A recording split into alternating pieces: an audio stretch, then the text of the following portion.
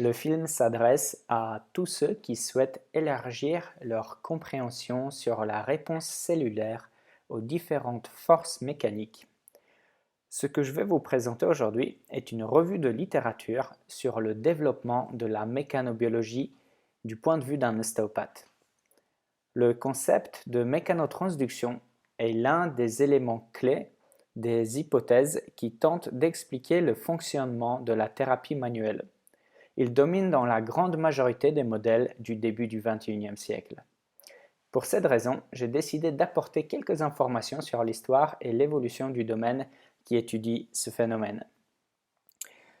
Si quelqu'un voulait comparer la mécanobiologie avec la biomécanique que nous avions dans les études de kiné ou d'ostéo, ça reviendrait à comparer la SVT du collège à la neurochirurgie. L'information est tirée de la revue de littérature Key Developments that Impacted the Field of Mechanobiology and Mechanotransduction, dont l'auteur est Michel Wall. Elle a été publiée en 2017 dans le journal Journal of Orthopedic Research. Il est disponible gratuitement sur Wiley Online Library. Le but de cet article est d'analyser les points clés qui ont influencé l'émergence et le développement de la mécanobiologie. Ma présentation est organisée par thème et pour plus de clarté, chaque thème est présenté de façon chronologique. J'ai souligné les éléments importants de mon point de vue en tant qu'ostéopathe. Je citerai une partie des références, mais si quelqu'un a des doutes ou souhaiterait en savoir plus, je vous encourage à étudier cette revue de littérature. À part les moments clés, il y aura un joli tableau et un schéma compliqué avec une explication encore plus compliquée. Alors, comment tout ça a commencé? Les premières observations scientifiques significatives ont été faites par le chirurgien allemand Julius Wolf. Il a remarqué que l'os trabéculaire, lorsqu'il est brisé, peut remodeler sa géométrie le long de nouvelles lignes de force dans les zones de tension ou de compression. Il n'a pas relié cela avec une activité cellulaire. Pour lui, il s'agissait uniquement de changements géométriques induits par la mécanique. Alors c'est un grand exploit parce que à l'époque où il vivait, il n'avait pas de aussi belles images que nous avons aujourd'hui. Il n'avait pas cette précision. Et pourtant, jusqu'à aujourd'hui, on considère qu'il avait vu juste. Nos possibilités aujourd'hui vont encore plus loin avec la possibilité de modéliser avec des scanners jusqu'à vraiment voir au niveau cellulaire comment les petites parties de l'os se reforment après un traumatisme. Un autre personnage important pour le développement de ce domaine était le docteur Wilhelm Roux, clinicien, embryologiste et créateur de méthodes de culture cellulaire. Il a développé l'idée d'appliquer la mécanique à la biologie en postulant que des forces physiques ciblées induisent des processus biologiques spécifiques.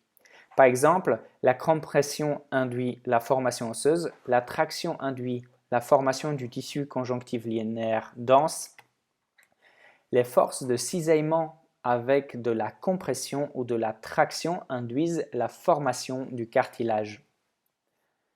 La principale contribution de Roux dans le domaine de la mécanobiologie était le concept selon lequel la forme suit la fonction. Un autre point clé a été le traité révolutionnaire publié en 1941 par Friedrich Pauwels dans le chapitre intitulé « La nouvelle théorie concernant l'impact des stimuli mécaniques sur la différenciation des tissus de soutien ». Pauwels a souligné que les stimuli mécaniques, c'est-à-dire la pression hydrostatique et les contraintes de traction et de compression, étaient responsables du remodelage osseux et cartilagineux. Il a induit dans sa pratique de chirurgien orthopédique la pose de tiges de fer tendues pour mettre des charges de compression sur les os et ainsi faciliter la guérison des fractures. Jusqu'aujourd'hui, on utilise certaines de ces idées dans les stabilisateurs, les fixateurs externes en chirurgie orthopédique.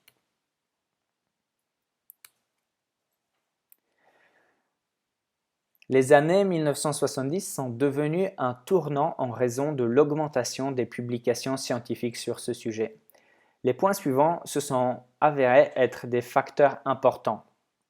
Les mesures orthodontiques des déformations de la surface osseuse, la théorie du mécanostat par Harold Frost, modulation de la masse osseuse en fonction de la charge appliquée.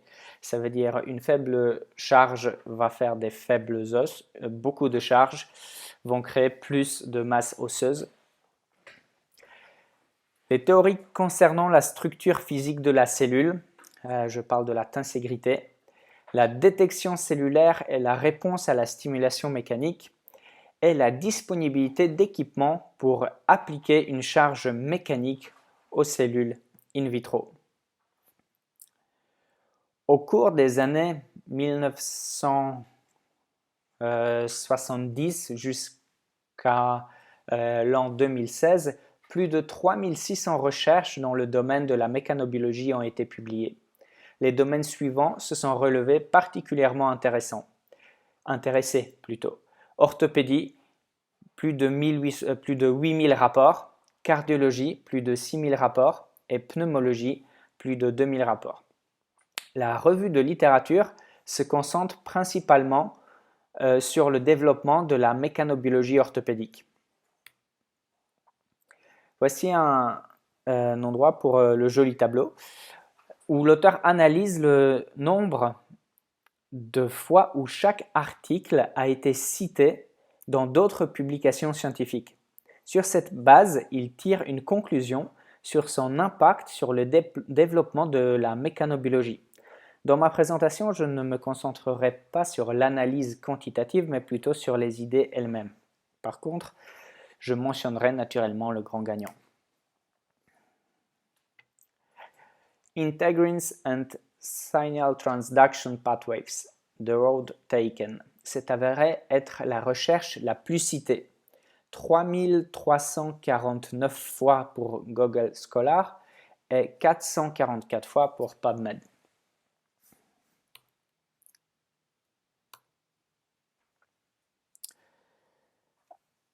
Alors les idées principales qui, selon l'auteur, ont bousculé cette discipline, c'est des idées qui sont liées avec les forces appliquées aux os, appliquées aux cellules et les réponses physiologiques des cellules, la force de la cellule elle-même, les forces de traction, de compression et de cisaillement, la mobilité cellulaire, les adhérences, les cicatrices, le modèle de tenségrité. Je vais aussi parler de l'effet autobar et parabar, des cils primaires et des lamines.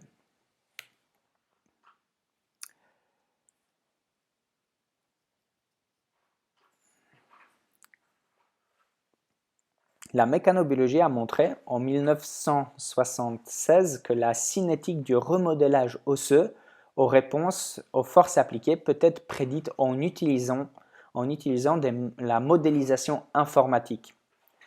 Ensuite, de nouveaux modèles ont été développés dans lesquels l'environnement de tension entourant le tissu osseux peut être manipulé expérimentalement. Ces modèles ont permis l'observation des changements dans le signal osseux, la forme et la fonction des os. Je le répète, en changeant les tensions qui entourent l'os, nous affectons la forme et la fonction des os. En 1984, des études in vivo sur une dinde avec une charge placée au coude ont été effectuées dans un appareil de flexion attrape-poing. Elles en ont conclu qu'il suffit de courtes périodes de charge cyclique avec une valeur maximale d'environ 15 newtons pour maintenir la densité minérale osseuse. Cela représente 1,5 kg environ. J'ai mesuré chez moi sur une balance, si j'appuie avec un doigt dessus, j'arrive à monter jusqu'à 8 kg. Et si je mets ma main entière et j'appuie, j'arrive jusqu'à 30 kg, ce qui est nettement supérieur aux forces utilisées dans les recherches par les mécanobiologistes. Monsieur Lannion, en 1984, a également constaté que de courtes périodes de charge osseuse étaient suffisantes pour accélérer le remodelage osseux en 7 jours. Turner et al. Ont prouvé que l'os auquel la force est appliquée se reconstruit en multipliant les cellules du côté convexe et en résorbant le tissu osseux du côté concave.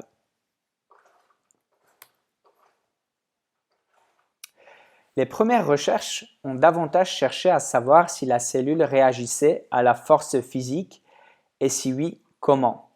Elles ont montré comment une amplitude, une fréquence, une durée de déformation appliquée peuvent affecter un type de cellule donnée. Les recherches suivantes ont montré que les cellules peuvent appliquer une force de traction à la surface sur laquelle elles reposent et ainsi la déformer ou l'onduler. L'huile de silicone utilisée comme surface a confirmé l'idée que les cellules ont la capacité d'appliquer une force de traction au substrat. Pour ceux qui se demandent encore quelle est la force minimale pour déclencher une réaction dans le corps du patient, je voudrais souligner que nous ne parlons pas ici de force en kilogrammes, mais de force au niveau d'une seule cellule. Cette infime force est déjà suffisante pour déclencher une cascade de réactions. Monsieur Rohn, avec ses collaborateurs, ont utilisé une seringue à pression contrôlée pour appliquer une pression hydrostatique aux membres inférieurs d'un poussin. Ce groupe a rapporté qu'une pression de 60 grammes sur 1 cm² sur un tibia de 16 jours a réduit la consommation de glucose de 50% et réduit la sécrétion de CAMP et de CGMP tout en augmentant la synthèse d'ADN.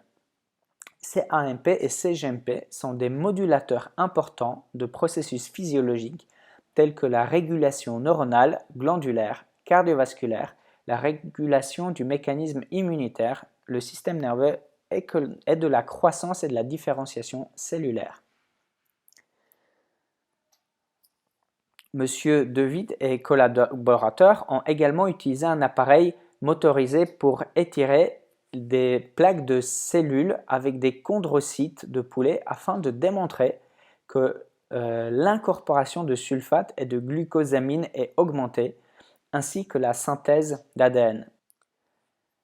C'est quelque chose d'extrêmement important pour nous en tant que thérapeutes manuels, car si on arrive avec nos techniques à induire une force de traction sur le cartilage, on pourra agir directement sur la physiologie des sulfates et de la glucosamine. L'activité de la moelle osseuse dépend aussi des forces physiques qui la traversent, a démontré M. Thomas en 1996. L'article donne ensuite de nombreux exemples d'études sur les animaux et les fœtus d'animaux sur la manière dont la charge mécanique affecte la physiologie osseuse.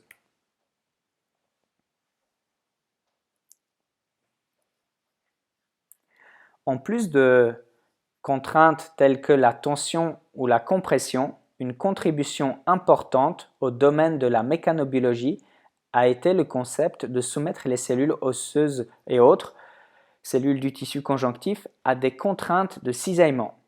Les chercheurs en vasculaire ont dépassé les orthopédistes dans ce domaine. Les observations selon lesquelles les cellules du tissu conjonctif autres que les cellules endothéliales et les muscles lisses peuvent répondre à différents types de flux ont à nouveau révolutionné le domaine de la mécanobiologie orthopédique et mis en évidence l'idée que la mécanosensation est vraiment multiforme.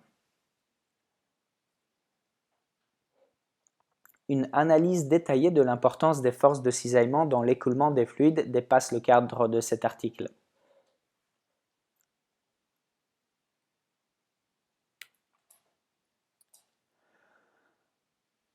En 1988, des changements dans la synthèse du collagène et l'expression de la phosphatase ont été observés, ainsi que des changements dans la disposition des cellules par rapport aux vecteurs de force en réponse à la traction. De tels changements ont été notés dans des ostéoblastes, les cellules musculaires lisses et les cellules endothéliales. Il a été constaté que la stimulation mécanique des tissus augmente non seulement leur rigidité in vitro, mais améliore également l'intégrité structurelle. Par exemple, le tendon rotulien rempli de défauts améliore son intégrité par rapport aux constructions non stimulées, en particulier lorsque les paramètres de contrainte mécanique imitent la charge de tendons natifs in vivo.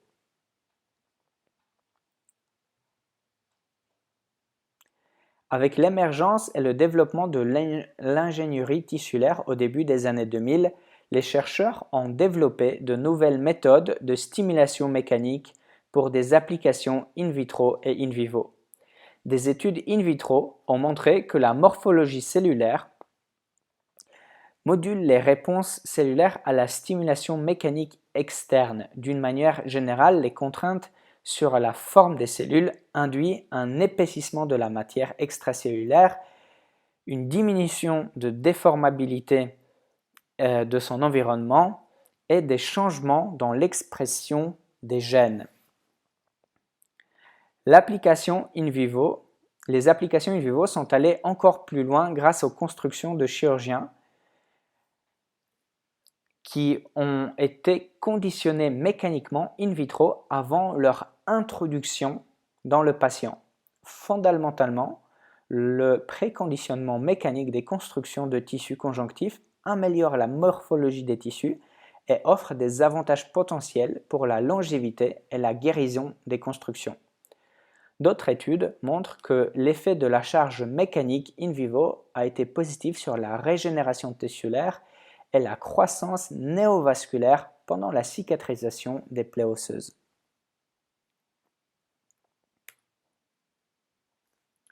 Dans les années 1971-1979, dans le domaine de la chirurgie générale, de la chirurgie plastique et de l'orthopédie, des questions se sont posées sur les causes de la formation de cicatrices et de contractures limitant les mouvements articulaires.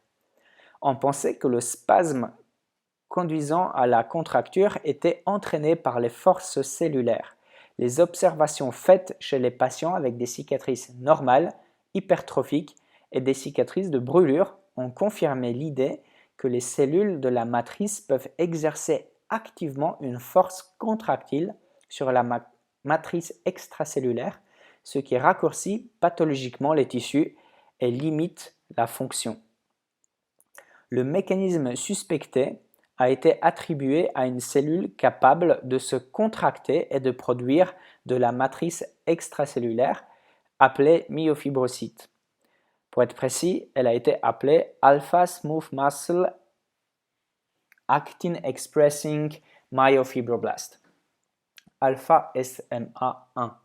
Au niveau moléculaire, le mécanisme de contraction consistait à une action de l'actine du muscle lisse alpha combinée à de la myosine, conformément au paradigme du muscle strié. Les myofibroblastes ne développent in vitro et in vivo leur appareil cytosquelettique très contractile qu'au-dessus d'un certain seuil de rigidité de la matrice extracellulaire. Cet appareil entraîne une modification de leur fonctionnement. Et à la suite d'une modification de l'activité des fibroblastes et des myofibroblastes, un remodélage de la matrice extracellulaire se produit, ce qui entraîne une augmentation globale de la rigidité tissulaire.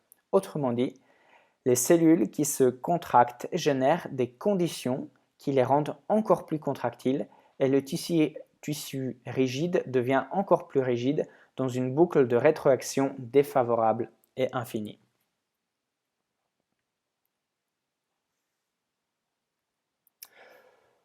Pour résumer, l'observation clinique de la contracture tissulaire contrôlée par les cellules marque une nouvelle scène pour la recherche des mécanismes responsables de la contracture et de mesures pour ou contrôler cette contraction tissulaire. Ces adhérences est la restriction de l'amplitude des mouvements et des articulations. Le modèle de tenségrité de la cellule, introduit par Engberg en 1985, a été une avancée significative dans la réflexion sur la cellule d'un point de vue structurel. Des études sur la construction tensègre de la cellule indiquent que la force pure transmise de la matrice à travers le cytosquelette peut transformer un signal mécanique en un signal chimique plus rapidement qu'une réaction chimique ligand-récepteur, ce qui, à mon humble avis, est tout simplement extraordinaire. Les données indiquent que dans le domaine de la mécanobiologie, plus de 4000 rapports sur l'actine, le cytosquelette, les intégrines et les adhérences focales sont apparus, contre environ 1400 rapports sur les canaux chimiques activés par étirement, les connexions GAP junction et la signalisation WNT ou la signalisation CA2+. Ce grand nombre de rapports sur l'intégrine et le cytosquelette par rapport à d'autres domaines thématiques en mécanobiologie souligne l'impact et la signification de l'idée de tenségrité associée à la réponse cellulaire mécanique.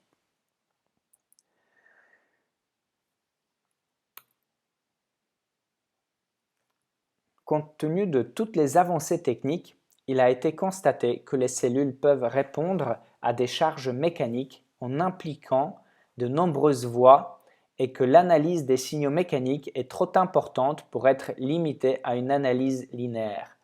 De nouveaux termes ont été créés. L'effet autobar est la façon dont les cellules réagissent à la déformation induite par ses propres forces. L'effet parabar est la réaction à la déformation causée par la force d'une cellule voisine. Le terme complexe mécanosensoriel a été inventé pour décrire la machinerie cytosquelette intégrine qui peut détecter et répondre à la charge. Les cellules du tissu conjonctif peuvent détecter des signaux mécaniques puis transmettre un autre signal mécanique à travers la matrice ou le substrat sur lequel elles sont cultivées. Dans leur réponse aux signaux mécaniques, les cellules y parviennent grâce à des effets autobar, parabar, ainsi qu'en utilisant des cils, des multiples canaux ioniques, des voies et des signaux et des interactions matrice-intégrine-cytosquelette.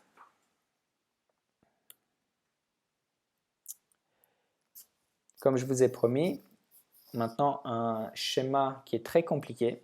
Alors pour faire simple, ce schéma, il décrit la façon de laquelle une cellule réagit à une stimulation mécanique. Et ici une explication, bien sûr très simple, justement par rapport à ce schéma, comment cette cellule réagit à une stimulation mécanique. La détection et la réponse à des stimuli mécaniques externes, c'est-à-dire compression, tension, cisaillement, écoulement de fluide ou des changements de rigidité substrat-matrice impliquant des multiples voies et des médiateurs de signalisation, un complexe matrice-intégrine complexe protéique mécanosensoriel, mécanisme du cytosquelette, est lié à un système de cascade de kinase, cascade de tyrosine, non-pyrosine, kinase ou cascade de kinase JAK-STAT, PAX, FAC, ERK, PAL, TFS, AP1, AP2, SSRE, CREB, CFOS, CMYC, STAT, JNK, NF, KB, PC1, PC2 et tout un tas d'autres abréviations que je ne connais pas et que je ne comprends pas. Par contre, ce que j'ai réussi à comprendre de cette explication, c'est que une force appliquée à la cellule entraîne une cascade de réactions chimiques qui se termine par une modification de l'expression du génome et derrière une modification de la sécrétion et de la création des protéines par cette cellule.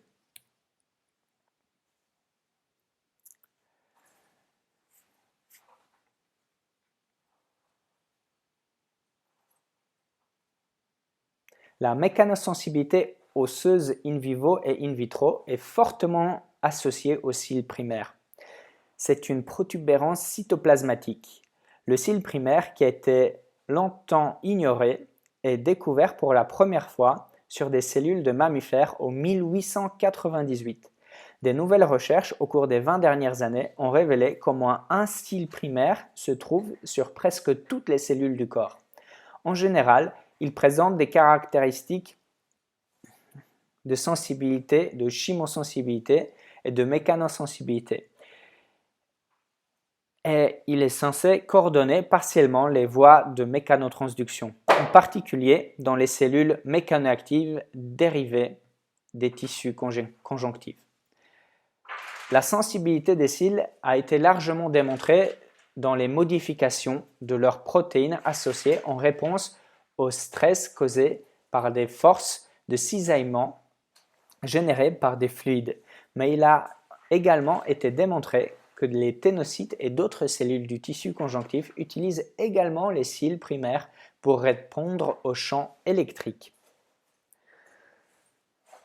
Dans les préparations de culture de ténocytes, sans stress mécanique, les cils primaires s'allongent en raison du manque de stress mécanique et aussi en raison de la dégradation biochimique de la matrice extracellulaire environnante. Ces données indiquent que les cils primaires contribuent à la façon dont les cellules remodèlent leur environnement de matrice extracellulaire. Les lamines sont tout simplement des fibres intermédiaires qui font partie du squelette du noyau cellulaire. Elles sont une autre structure mécaniquement sensible dans la cellule. Elles ont suscité beaucoup d'intérêt au cours des 10 dernières années.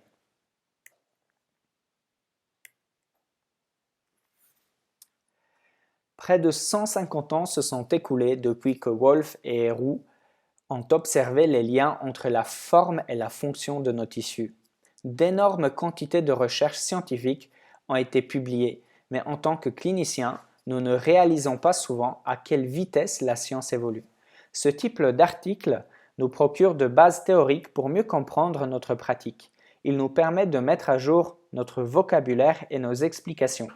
Je crois qu'une coopération multidisciplinaire entre ingénieurs, cliniciens et scientifiques des sciences fondamentales est nécessaire pour surmonter les défis qui nous attendent au XXIe siècle. Et ce sera tout mes amis pour aujourd'hui. Je vous remercie et je vous souhaite une très bonne journée.